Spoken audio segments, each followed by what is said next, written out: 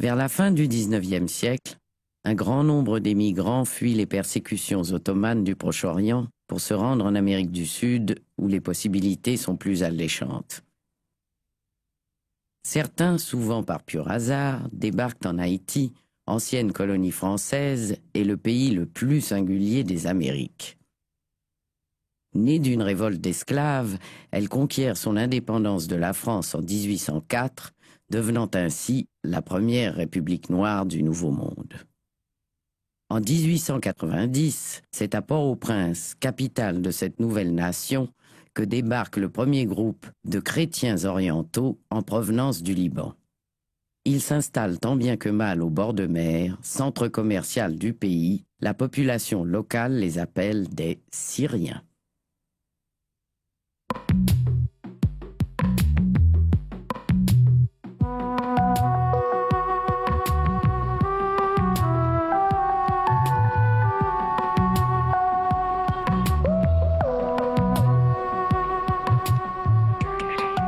Le bord de mer de Port-au-Prince est le havre des grandes maisons d'importation du pays.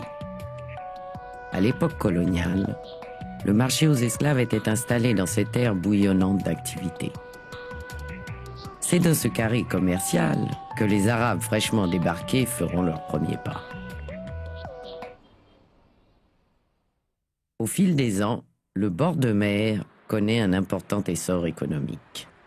De 1950 et jusque dans les années 80, Haïti connaît l'âge d'or de son tourisme. Une situation qui a changé du tout au tout au cours des 20 dernières années, qui ont vu le pays s'enliser dans une crise politique sans fin qui aujourd'hui menace l'existence même du pays.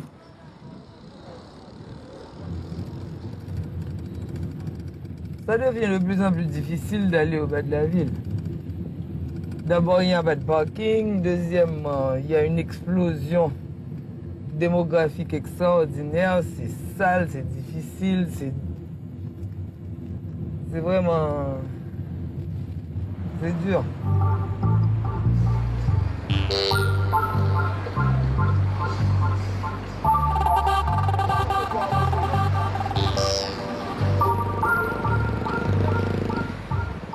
On n'ose plus fréquenter le bord de mer, premièrement parce que c'est même pas hygiénique de le faire actuellement.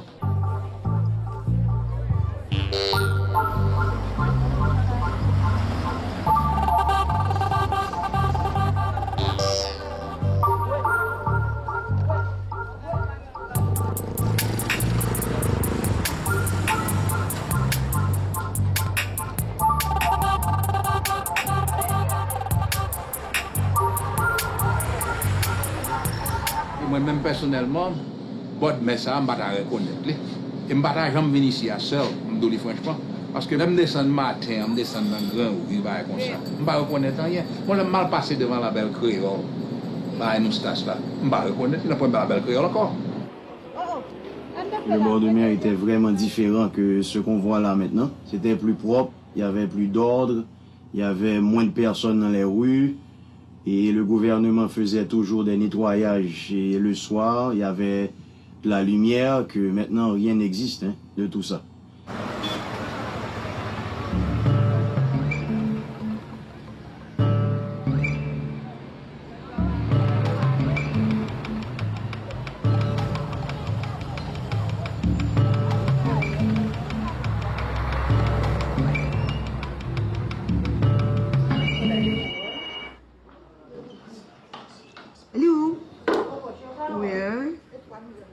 Et oui, tu places la commande. Ok, je vais essayer, madame. Ok, madame, on va mettre au four pour vous. Je vous en prie. 2 douzaines d'arbres, 2 douzaines fromage, 2 douzaines l'oseille, 2 douzaines mamoule, 1 mousse. Bonsoir, bonsoir tout le monde. Miss Auguste, c'est prêt pour moi? Oui, mesdames, tu parles? Oui, madame. Ok. Merci beaucoup. Bye bye, à la prochaine. À la prochaine, madame Boulos. Aux crises politiques successives du pays viennent s'ajouter une explosion démographique incontrôlée.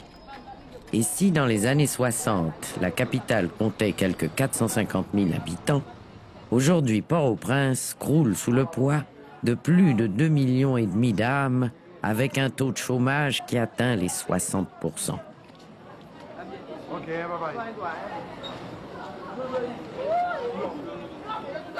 L'insalubrité, l'absence d'hygiène et le congestionnement du bord de mer sont autant de raisons qui ont poussé bon nombre de familles commerçantes à fuir vers les hauteurs de Pétionville.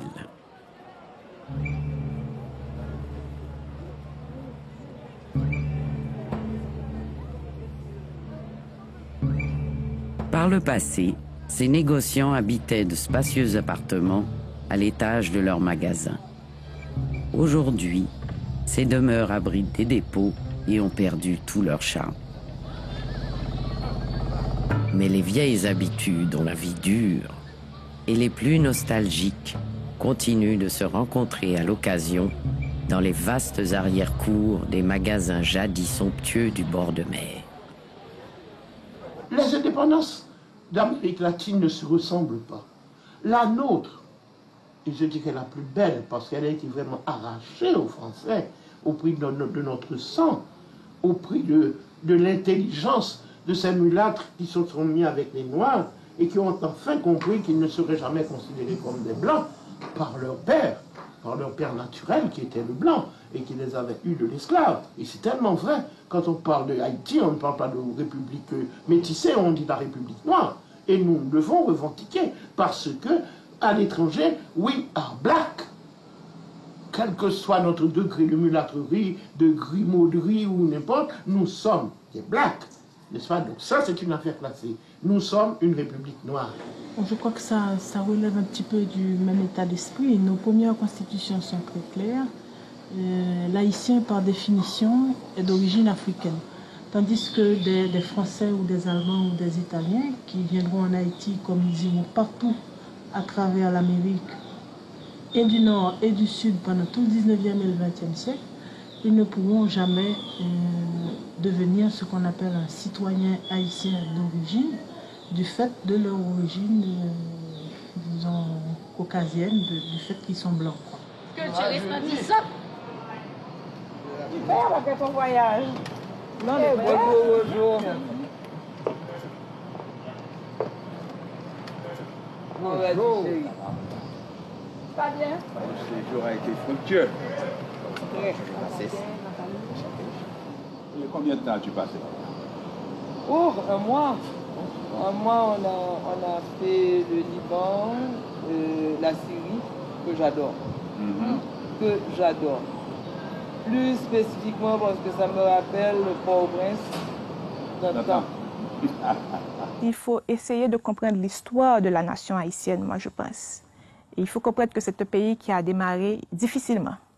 C'est-à-dire qui a été mis à l'écart et par les autres pays, par les grandes puissances d'alors, la France, l'Angleterre. Et nous avons vécu pendant longtemps dans l'ostracisme. De ce fait, les Haïtiens ont essayé de reprendre le contrôle économique parce qu'ils ont gagné l'indépendance, c'est vrai. Ils ont pu reprendre le pays sur le plan politique.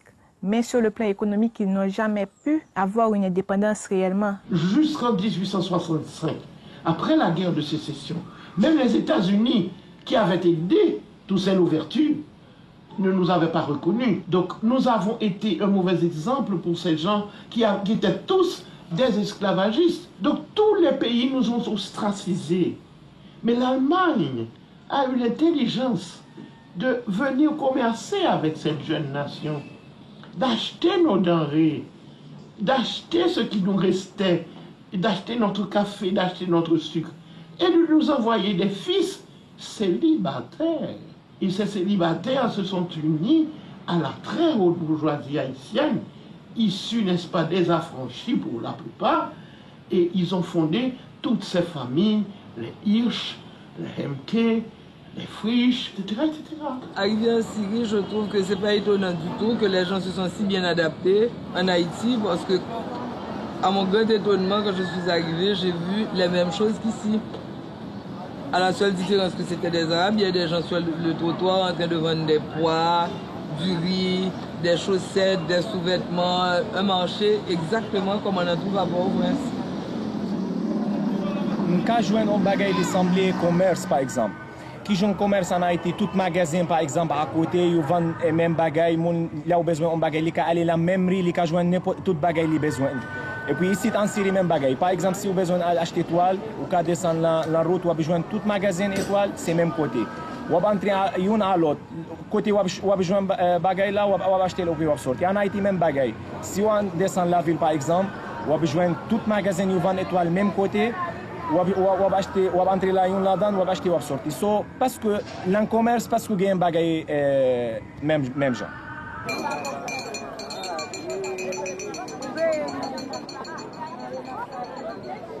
Dans les souks, tu vois les enfants depuis qu'ils sont tout petits, comme ça, ils sont dans les pieds des parents, dans les magasins, les boutiques et tout ça. Ils apprennent sur le tas.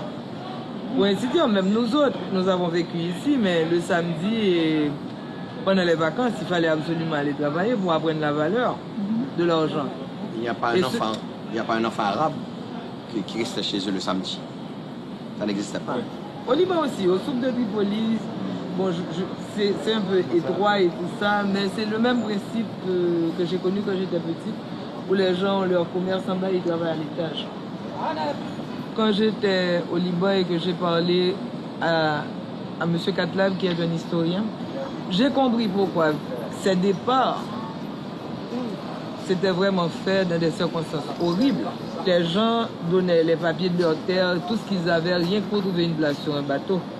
Et assez souvent, ils voyageaient dans la cale ou en 4e classe et tout ça, et beaucoup sont morts. Et ça a été vraiment atroce.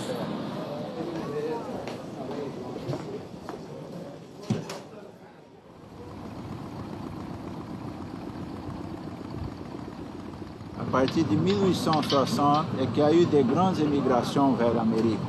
Quand il y a eu un grand massacre ici dans l'histoire du Moyen-Orient. Tout ce qui n'était pas musulman était persécuté et c'est comme ça que la première vague de gens est venue vers les Amériques. Ils sont tous laissés à cause de la civilisation ottomane, où tous les fils devaient rentrer dans l'armée, etc. Donc ils ont tous évacué avec leur famille. La plupart d'entre eux n'avaient pas de destination précise. Il y en a qui sont venus en Haïti par erreur, pensant qu'ils allaient débarquer au Brésil et qui ont débarqué à Port-au-Prince. D'autres sont restés parce qu'ils n'avaient pas suffisamment d'argent pour faire un plus long voyage. Et quelques-uns qui avaient des parents déjà établis en Haïti sont venus à la recherche d'une vie meilleure. Mon arrière-grand-père est venu en Haïti pensant qu'il atterrissait au Brésil. En fait, il a pris le bateau comme plein de familles. En réalité, c'est la même histoire qui se répète. Mon arrière-grand-père prend le bateau, pense débarquer au Brésil. Une fois au sol, le bateau est parti. Il réalise qu'il est pas au Brésil, il est en Haïti. Finalement, il avait de la famille. Lui, il avait un frère qui avait déjà quitté le Liban. Et lui a été au Brésil, justement. Donc maintenant, on a de la famille au Brésil et nous, on est restés sur Haïti. L'anecdote de mon grand-père, c'est que le bateau s'est arrêté à Marseille, il a dit oh, le paradis sur terre. Après, le bateau a été à New York, il a dit c'est mieux que Marseille. Et le pauvre, on l'a débarqué à Tijuana. Tu as dû voir sa déception. La déception. Il pensait le plus loin qu'il allait, le mieux que c'était.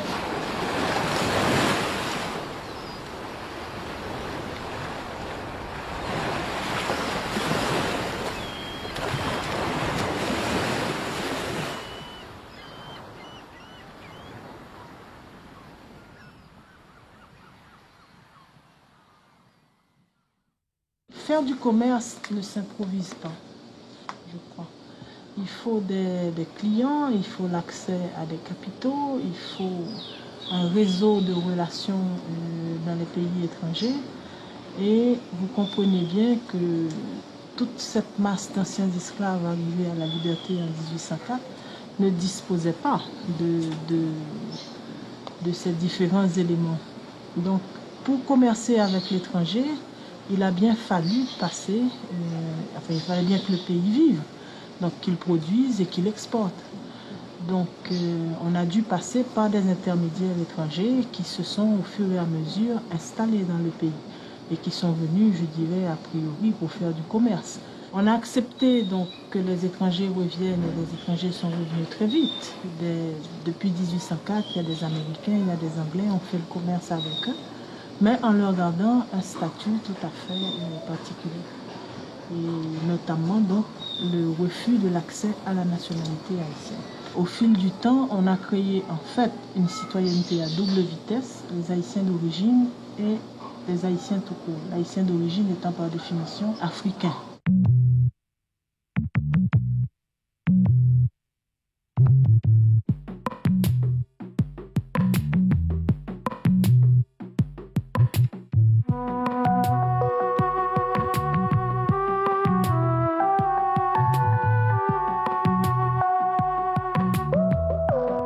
Quand on parle de la communauté libano-syrienne, on a tendance aujourd'hui à voir des propriétaires de supermarchés, des industriels très riches. Mais il faut s'imaginer qu'à l'époque, il ne s'agissait pas de ça du tout. Et c'est une communauté qui est arrivée ici et qui était très pauvre. C'est peut-être un choc culturel de voir des Blancs aussi pauvres et je crois qu'une partie du rejet vient de ça. La classe mulâtre qui se considérait claire était étonnée d'avoir des gens encore plus clairs, plus blancs et qui ne parlaient pas français et qui pourraient donner un mauvais exemple au peuple parce que le peuple avait une admiration de cette élite mulâtre qui parlait français et qu'ils ne parlaient pas. Les Arabes n'ont pas eu la tâche facile. Premièrement, ils sont arrivés visiblement très pauvres. Avec leur fameuse boîte dans le dos, c'est-à-dire que dans une boîte, dans une espèce de sacoche, un sac à dos, ils avaient à peu près tous leurs biens. Ils ont été même au fin fond des provinces pour proposer leurs marchandises. À cette époque, le colportage et le porte-à-porte étaient interdits aux étrangers. C'est ce qui a soulevé toute cette campagne anti-syrienne. Et puis, ce qui a surtout choqué les Haïtiens, c'était le fait qu'ils dormaient en pleine rue, sur les places publiques, et aussi qu'ils étalaient leurs articles dans les rues, ce qui était à cette époque-là très inhabituel. Les premiers arrivés de cette colonie-là ne s'exprimaient pas autre qu'en arabe et très peu de créole. Ceux qui parlaient français, c'était l'exception. C'est ce qu'on m'a rapporté. Et l'haïtien, avec sa culture, sortie justement de l'Europe, était considéré parlant français comme un élément supérieur.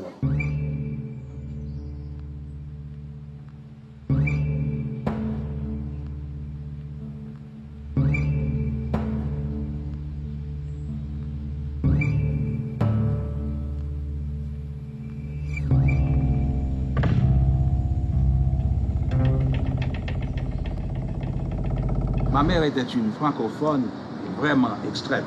Elle n'acceptait pas qu'on parle de créole. Et elle me disait, j'ai de bonnes relations avec eux, mais je ne veux pas que tu les fréquentes à cause du créole. Et de plus, elle ajoutait, ne va pas chez eux, tu vois, ils n'ont pas de rideaux. Parce qu'en ce temps-là, la tradition sociale, c'était d'avoir des rideaux chez soi. Chez nous, on refusait qu'on parle les créoles pour parler bien français, pour plaire à la société. Pour s'intégrer, justement. Pour cette société. Ouais. Chez moi, on parlait arabe, mais j'ai jamais appris. On parlait anglais. Quand on ne voulait pas que mon père comprenne, on parlait espagnol. Donc, c'était un mélange, si tu veux, de tout. Et moi, ma réaction face aux préjugés que j'ai rencontrés depuis ma tendre enfance, même au jardin d'enfants, était qu'il fallait que je parle français mieux que tout le monde pour qu'on ne m'appelle plus Youn. Chez moi, on parlait l'anglais, le français, le créole, l'arabe, l'espagnol, ça dépendait. Mais comme enfant sensible, j'ai beaucoup souffert des préjugés, j'ai été traumatisé. Je me suis senti sans identité. Les Haïtiens me disaient que je n'étais pas haïtien, parce que j'étais un blanc. Les préjugés de couleur, il y avait beaucoup de préjugés de couleur, parce que le gouvernement Duvalier voulait régler ses affaires politiques. C'était une question de couleur. Alors moi, j'étais pris, nous étions pris entre le jeu. Mais pour chaque génération, c'était plus facile parce qu'on combattait, on luttait. Alors en Haïti, on était pas les Haïtiens, parce qu'on est blanc. J'étais aux États-Unis à 15 ans, à 16 ans, je suis arrivé là-bas, il y avait beaucoup de préjugés de couleur. Je ne parlais pas bien l'anglais, on m'a dit. Vous n'êtes pas américain, qu'est-ce que vous êtes? Je suis haïtien. Vous n'êtes pas haïtien, vous êtes blanc. Mais on m'a toujours appris de ne jamais, jamais, jamais rougir de mes origines. Et j'ai jamais eu honte de dire, en fait, qui j'étais et d'où je venais. Mais je crois que Parmi tous les enfants de ma famille, j'ai été la moins traumatisée par cette différence.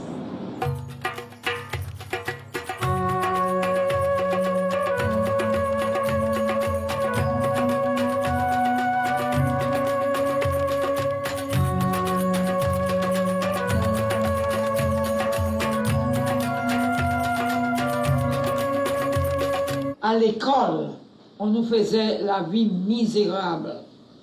Misérable à l'école. On nous insultait, on nous maltraitait, les enfants, guidés par leurs parents, naturellement. Moi, à l'école, on m'appelait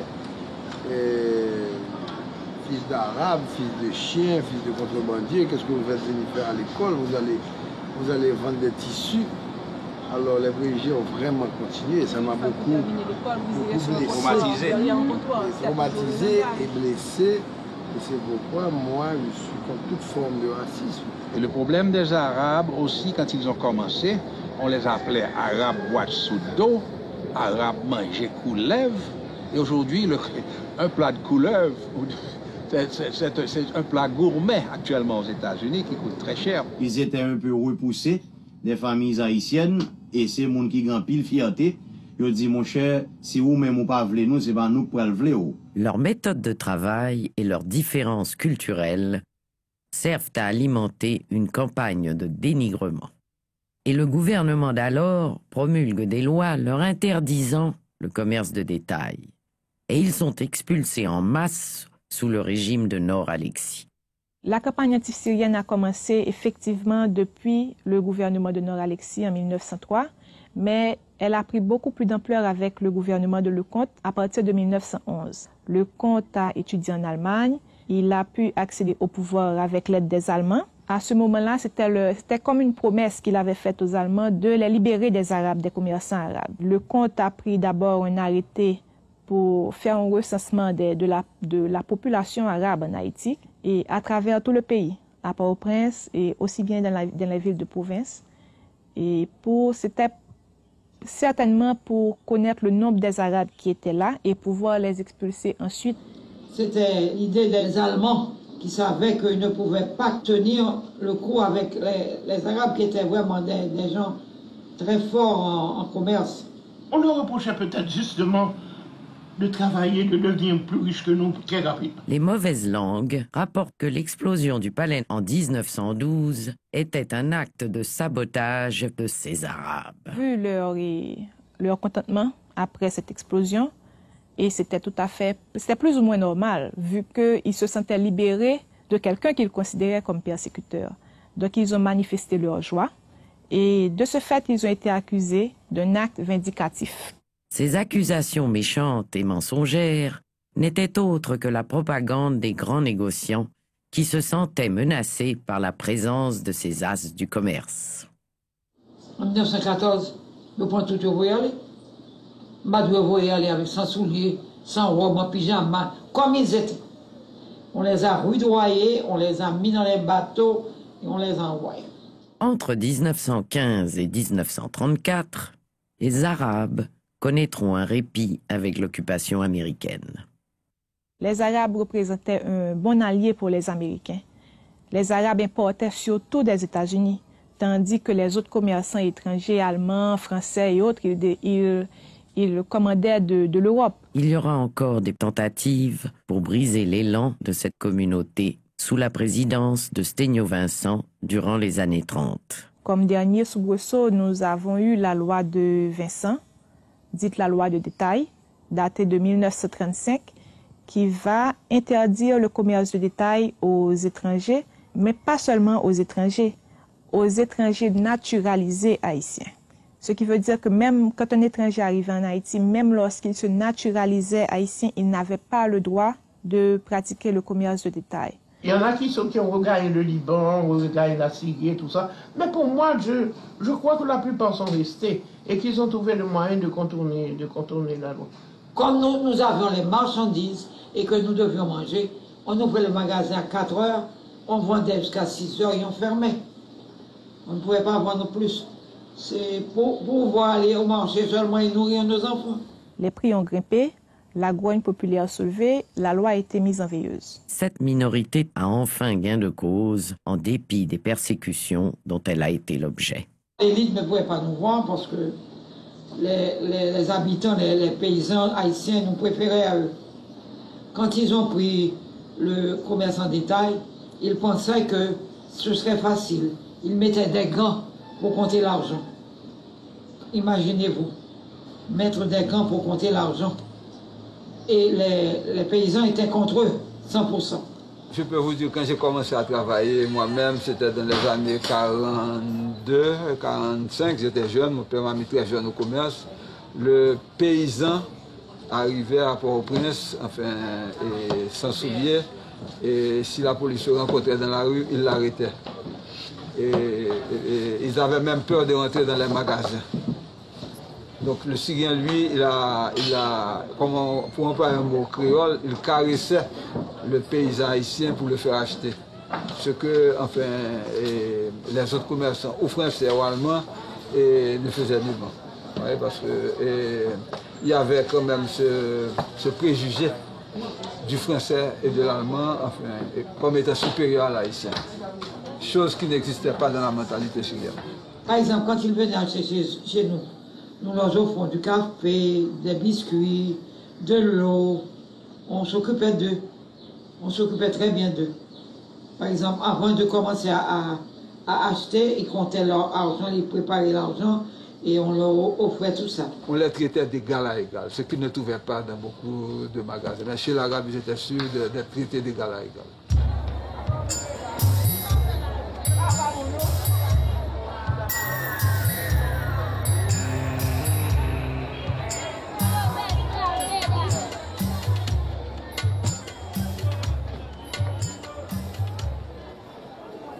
En 1957, lors de l'accession au pouvoir de François Duvalier, Haïti connaît une dictature féroce et sanglante. Pour contrecarrer les bourgeois dits mulâtres qui exerçaient une prépondérance à cette époque, François Duvalier a plutôt privilégié les commerçants arabes et à qui il a ouvert un peu plus le commerce et aussi l'industrie dans le pays. François Duvalier a été celui à ouvrir les portes aux Arabes dans les positions importantes de son gouvernement, à plusieurs ministères. C'est vrai, c'est lui qui est responsable de tout cela. Je ne pense pas qu'il l'a fait par amour des Arabes.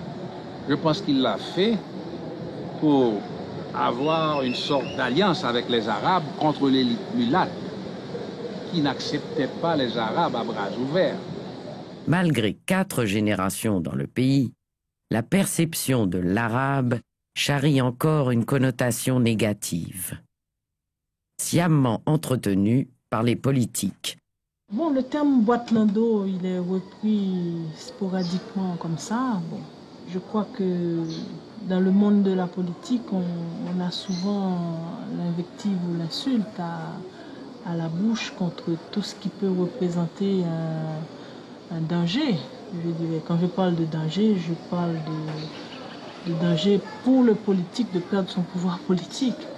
Donc ce sont des expressions très méprisantes qui sont reprises en essayant de réagiter, je dirais, des vieux sentiments qui pour moi ne peuvent rien apporter de positif au pays alors qu'il a besoin justement de tous ses fils actuellement pour essayer de sortir de l'impasse où il se trouve maintenant.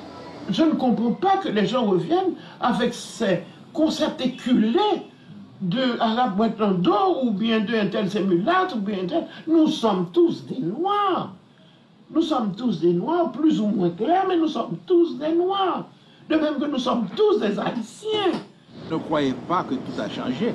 Tout n'a pas changé. Il y a beaucoup de progrès. Comme vous le disiez tout à l'heure, la discrimination entre les Arabes eux-mêmes. C'est une discrimination de classe et même de couleur. Parce que les Arabes qui ont épousé les Noirs et tout cela, pour certains Arabes, ne sont pas acceptés à 100%. En Haïti, vous avez ces problèmes? Non. Il y avait. Ça a totalement disparu. Tout était péjoratif. Lorsqu'on vous appelait Syrien, c'était péjoratif. Lorsqu'on vous appelait petit Arabe, c'était péjoratif. Petit Blanc, Milâtre, vous appelez Milâtre aussi. Alors, lorsqu'on appelait les Noirs aussi, on disait des Noirs aussi, et Tinec d'Afrique, petit Africain, Tinec Guinée. Eh bien, vous voyez ce que vous dites là, Georges, je confirme aussi pour moi, comme, en parenthèse, je déteste ce mot, mais je dois l'admettre, c'est ce qu'on m'appelle un mulâtre. Quand j'ai grandi, bien que mon père était dans toutes les hautes positions politiques, j'ai souffert. Excusez-moi. Pourquoi vous détestez ce mot? Je n'aime pas, je préfère métis. Mulâtre, je le trouve vulgaire. Mais je l'accepte. Péjoratif. Oui, c'est péjoratif. Je crois que ma génération n'a pas connu vraiment tout ça. Je crois qu'avec ma génération, ça avait déjà vraiment évolué et bon, les choses avaient vraiment changé. Les Arabes s'étaient déjà suffisamment intégrés dans tous les milieux et bon, il n'y avait plus de problème. Mais tu es d'une nouvelle génération. Moi, j'ai jamais ressenti que j'étais autre chose qu'une Haïtienne. De 1975 à 1990, la guerre civile qui sévit au Liban donne lieu à une nouvelle vague de migration. Je me parti, je dans le journal, il y a 3000 bombes qui tombent sur Beyrouth. Et on m'a dit Beyrouth on fire. Beyrouth on fire.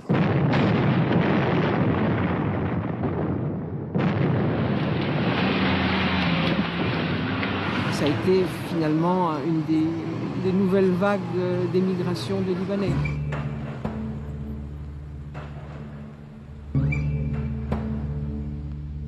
Je suis parti pour mettre les frères à Haïti. Moi-même, j'ai une intention pour me retourner parce que moi-même, j'étais main droite papa. Quand je travaillé avec lui, je m'ai aidé, j'étais indisponible pour papa.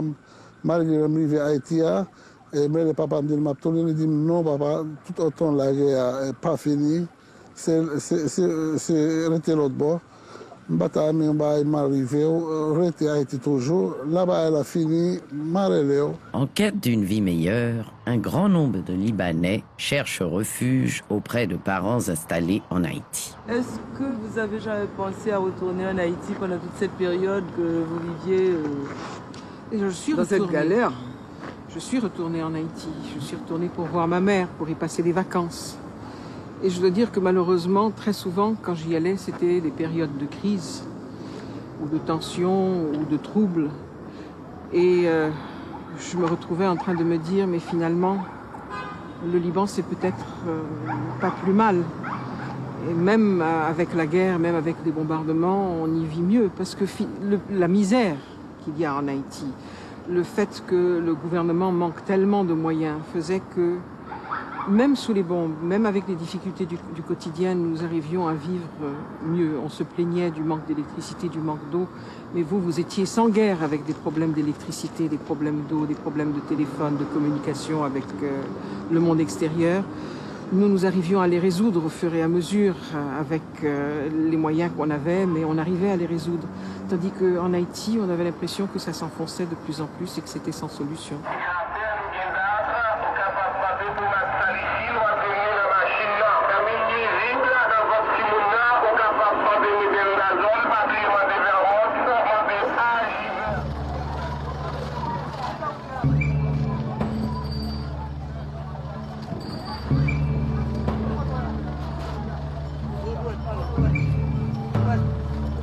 Non, moi, je joue une opportunité parce que madame, ouais, sortie d'Haïti, me rencontrer là-bas. Après ça, nous décidons de venir ici, de vivre ici. Et Marie.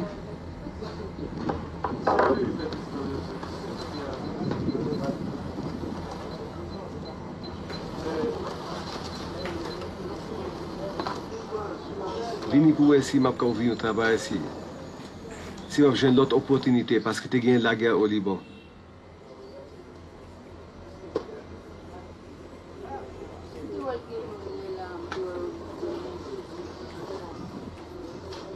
Le Liban, c'est un pays qui est intelligent développé.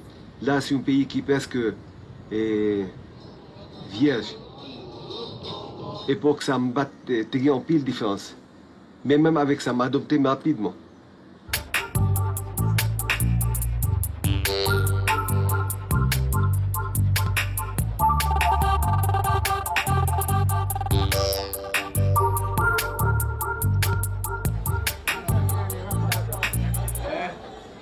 Les Syriens et les Palestiniens ont une forte présence en Haïti. La communauté syrienne est très visible et progressiste.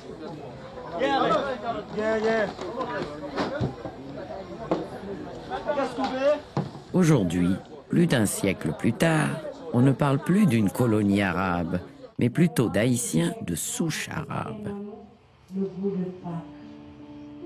Cette minorité s'est largement intégrée et a contribué à l'épanouissement de l'économie haïtienne.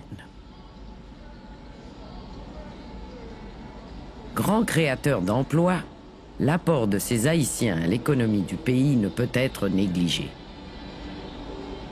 Il y a une partie d'intégration qui s'est, bon, je peux dire, a été positive. Aujourd'hui, j'ai épousé un homme noir, mais à un autre niveau culturel, il y a toujours une barrière et une différence, dans le sens où, encore une fois, la famille arabe va arriver pleine d'excitation, tout le monde est chaleureux, plein, voilà, et la famille haïtienne n'a pas du tout le même comportement au sein familial, etc. Donc là, il y a encore, je pense, un clash. Et qu'on le veuille ou pas, la famille arabe va regarder la famille haïtienne et dire « Ah, on ne va pas toujours se mélanger à eux. » Et c'est pas, nous sommes différents, on ne voit pas la vie de la même façon. Et il y a beaucoup de petites nuances qui, en apparence, ce sont des nuances cachées. On n'en parle pas, ce sont des non-dits. Moi, je suis né en Haïti, je suis haïtien, je ne connais même pas le Proche-Orient, je n'ai jamais été visiter le Liban. J'ai qu'entendu parler du Liban de ma grand-mère. C'est chez les parents de mes amis, surtout qu'on me parlait de la culture arabe, que j'ai beaucoup appris. Alors je connais un peu sur la culture arabe, c'est tout. J'étais à l'école de droit à l'âge de 18 ans pour pouvoir servir mon pays Haïti, mais je n'ai jamais eu l'occasion de l'utiliser, sauf entre amis, parce qu'on veut que la politique soit plutôt noire que jaune ou bien blanche. L'opinion que j'ai de ça, c'est que c'est ce qui a mis le pays en retard. Je dirais que d'une façon générale, le secteur économique, vu sa marginalisation des structures politiques du pays, il peut difficilement avoir d'autres rapports que des rapports personnels et pas des rapports institutionnalisés ou des rapports de groupe avec les autorités nationales. De façon complémentaire, je dirais, les gens qui maîtrisent l'économie, ils en sont arrivés à se protéger d'une certaine façon. Ils ont développé un certain type de rapport aux politiques qui est malheureusement très souvent très strictement la corruption, puisque en fait l'économique n'a pas d'autre choix. On dit que les Arabes sont des corrompus, mais j'aimerais que vous alliez en province, voir tous les bateaux de contrebande qui rentrent. Les Arabes sont vraiment minoritaires dans ces bateaux-là. Alors ce sont les Arabes qui ont appris à ces gens de faire la contrebande en province. Il faut reconnaître quand même que les Arabes participent jusqu'à présent dans la contrebande. Il ne faut pas non plus aller... Il ne faut pas dire que les Arabes sont tous clean et parfaits. Pour te répondre vraiment, en Haïti, il faut être très courageux pour être honnête. On n'a pas le droit d'être honnête dans ce pays. Parce que si vous essayez, la corruption vient principalement du gouvernement. Si vous essayez d'être honnête, alors vous êtes bloqué totalement. Des gouvernements, pas du gouvernement. Des gouvernements. Oui, bon. Ne pas spécifier. Des gouvernements. Il y a quelques mois, il y a eu une grande invitation de toute la communauté arabe à l'hôtel Caribé et s'est prononcé un discours lors de cette réunion où, alors la réunion était tenue par le président de la Chambre de commerce qui protestait justement contre la corruption. Et il a fait donc justement tout un tralala autour de il faut arrêter cette corruption parce que ça n'amène Haïti à nulle part, etc. Toute la communauté arabe, grands applaudissements. Et il y avait des Haïtiens qui sont venus ensuite me raconter, qui me disent « Mais c'est pas possible, ils sont audacieux et culottés ceux-là. » Toute la communauté arabe est en train d'applaudir pour dire « Oui, il faut arrêter la corruption. » Mais c'est eux qui sont en train de corrompre le pays et c'est eux qui sont en train de faire tout ça. Donc franchement, qu'ils arrêtent et qu'ils se taisent plutôt que d'aller faire un truc pareil. Parce que c'est eux qui sont au sein de la corruption du pays. Petit volet, gros volet, tous ces volets. Tout volet, c'est volet. Tous les voleurs sont des voleurs. Petits voleurs, voleurs moyens. Alors, comme les Arabes maintenant, vous savez, ils ont des plus grands business, Ils sont des plus grands voleurs. La corruption n'est pas spécifiquement arabe, la corruption est humaine.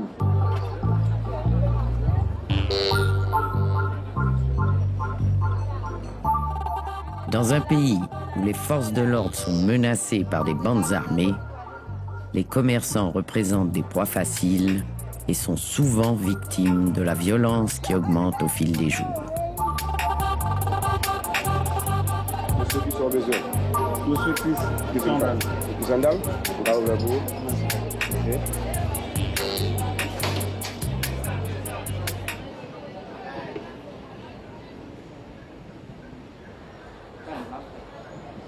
Maintenant, tous les magasins ont changé. Vous pouvez voir devant qu'on est caserné à cause de l'insécurité.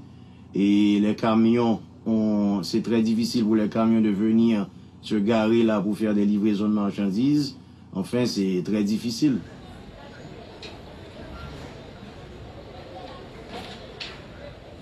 Si vous voulez, vous pouvez regarder devant. Il y a, je crois, 4 ou 5 agents de sécurité qui assure la sécurité de ma mère et de moi. Ça, je pense pas, c'est une ambiance pour faire commerce, pour mettre une cage. Ça, c'est une prison. Ça, c'est une prison. On peut pas... C'est pas un monde qui travaille dans ces conditions, ça. Il y a en 1999, et 5 hommes armés sont entrés ici, m'ont mis des revolvers à la tête et bon, j'ai failli perdre la vie, ils ont volé tout mon argent.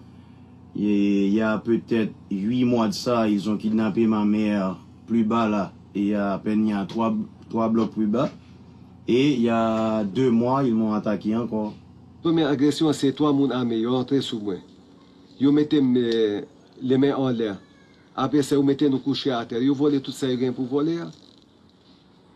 Deuxième là, c'était 7 personnes, bien armés. Ils mettaient tout employé, même travailleurs qui ont le magasin, ils ont volé. Ils volent qu'est-ce que ils volent les gens, travailleurs, les gens qui viennent acheter tout, ils volent. Après ça, ils prennent la fuite au parti. Bah, ça va continuer comme ça, parce qu'on va paniquer la ville là chaque jour, on va faire mon pas qu'à investir, mon pipe, il pas qu'à la droite, il pas qu'à la gauche, et puis bah, elle a continué, c'est toujours l'enquête se poursuit. Alors on a demandé, s'il vous plaît, nous électricité, nous sécurité, de quoi pour tout le monde qui travaille en paix, pour nous faire payer à marcher puis bien, pour le monde qui a mangé, pour le monde qui a dormi la caillou en paix. Merci beaucoup. Définitivement, tous les marchands sont victimes. Ce n'est pas les magasins seulement, même les marchands sont victimes. Oui, je suis victime déjà, plusieurs fois. Je vais monter ma machine, je vais prendre un valisement, à tout comme je là-dedans. Et là, je vais prêter, quand je prends, pour ne pas retirer au grand monde, pour pas arriver à demander. Je suis victime plusieurs fois. Plusieurs fois. Pour priver une série de magasins, moi, pour un bon paquet de grillage, une série de caloges, il faut passer 3 pour montrer le magasin. Il y a ce qu'il y a sur les âmes. Et puis, deuxièmement, ça fait mettre gros âmes la caillou tout. Mon paquet de commerçants là, ça, gros mitraillettes de descendre. Mitraillettes, physiques, là, ils ont pris leur défense en main. Ils ont bouqué, victimes, ils sont dans le magasin, ils ont volé, ils ont tiré. Ça décourage à faire le business, mais quand on n'a pas le choix, nous avons 2 magasins là depuis longtemps. Et c'est notre travail, c'est ça qu'on sait faire. Alors, et on se débrouille assez bien. Alors, comme ici, on n'a pas le choix, on est là.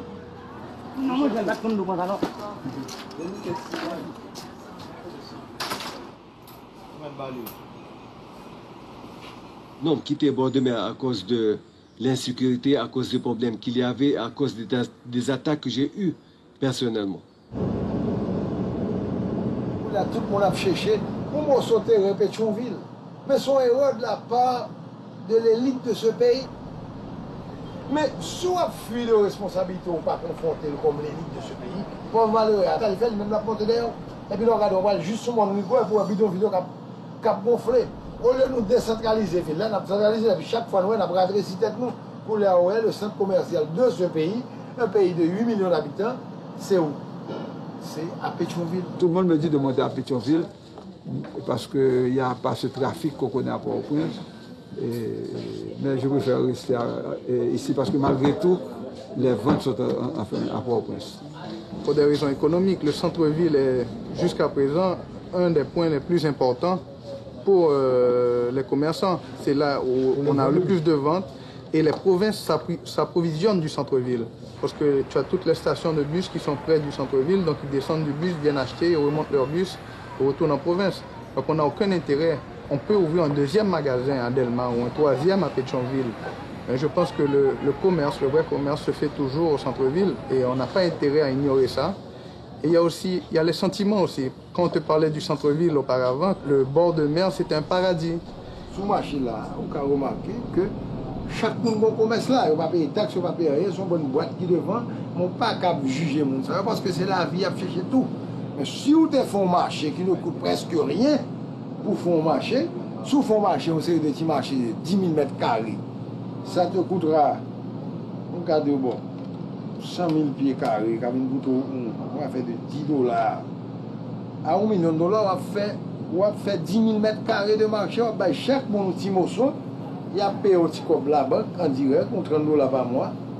Et puis, on loue l'amour, il y a un bon salle de bain, moi, je ne suis pas obligé chaque jour pour vous une caisse, retirer tout ça que la caisse là, exposer l'après-midi, redescendre, chaque fois qu'on court pour faire, ou bien là, pour décider, des bandits décider qu'il y a boule à faire, mon yo, ils viennent passer gasoline, et puis on boule parce que c'est un bagarre.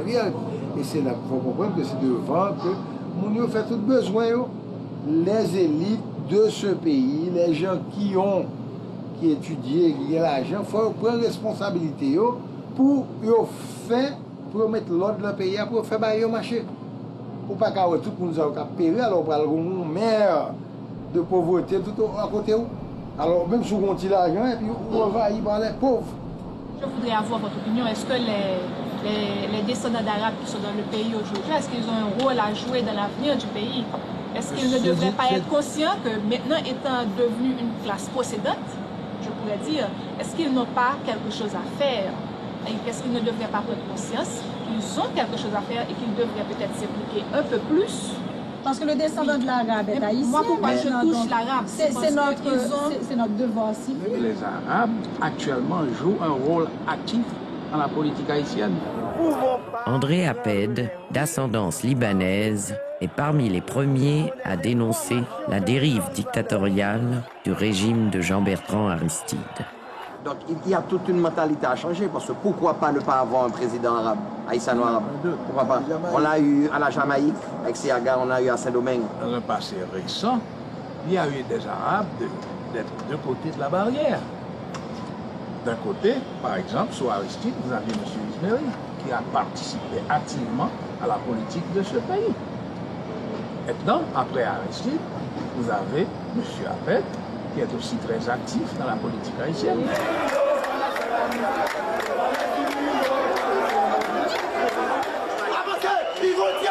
Vous vous rappelez de Malval? Quand Malval est monté. Malval. Premier ministre. Ça a été notre seul cas. Et malgré ça, il a dû bien faire comprendre que son arrière-grand-père faisait partie des généraux qui ont donné l'indépendance à ce pays. On peut arrêter de voir la chose comme arabe haïtien. Voilà, sinon. C'est une blessure que je sens très profondément chez mes interlocuteurs d'origine libano-syrienne, c'est de ne pas se sentir accepté comme haïtien après 3-4 générations de présence en Haïti. Je crois vraiment qu'il faut prendre la peine de retourner aux faits, de retourner aux documents, de retourner aux témoignages pour trouver quels sont les faux pas que nous avons commis et voir comment rattraper tout ça. Et je crois que bien comprendre les réalités de la communauté libano-syrienne en Haïti est un pas dans ce sens. Je pense que c'est très nécessaire que toute cette communauté fasse quelque chose, participe politiquement à ce pays. C'est pas qu'on ait des ambitions à être président de la République ou pas, ok? Mais quand même participer dans les partis politiques, participer dans les associations professionnelles, participer dans toutes sortes d'associations caritatives, etc. et aider ce pays. Et on est prêt à le faire. Moi, je n'ai aucune ambition politique. Je crois qu'on a beaucoup d'expérience et on n'a pas besoin de l'argent pour vivre. Donc on pourrait apporter tout notre savoir, enfin tout le savoir de la colonie, enfin, pour aider ce pays à démarrer économiquement. Jusqu'à présent, on fait marche arrière dans ce pays. Et il est temps que les gens, ma génération, commencent à participer, ce qu'on peut dire le decision making dans la politique. Il faut qu'on s'intègre d'une façon ou d'une autre. Parce que tu ne peux pas faire les deux. Moi, je ne peux pas faire le commerce et la politique, mais je peux, si tu veux, influencer la politique dans un sens ou dans un autre. Ensemble, on peut relever ce défi. Moi, je pense fermement à ça. Même si on m'appelle un rêveur. Un plaisir de te connaître. Un plaisir.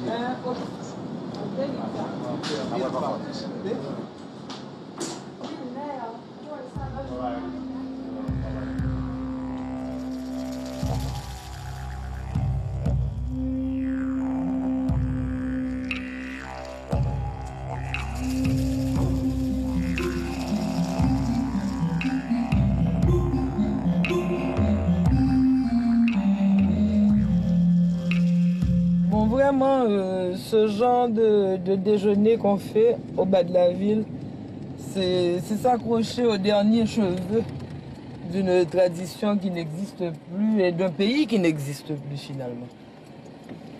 Parce que le Port-au-Prince d'antan, le Port-au-Prince que j'ai connu, le bord de mer, bon, c'est fini tout ça, c'est fini.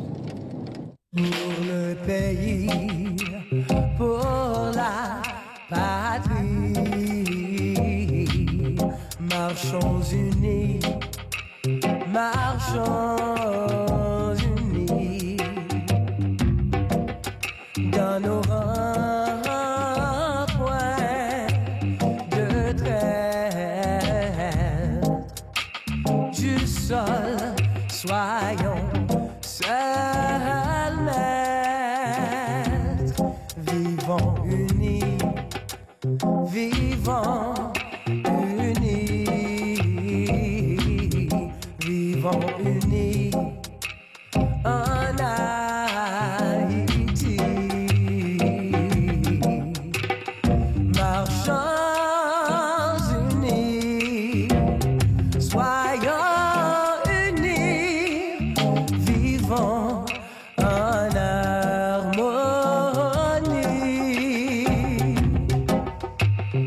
Marchons unis, soyons unis, vivons en harmonie.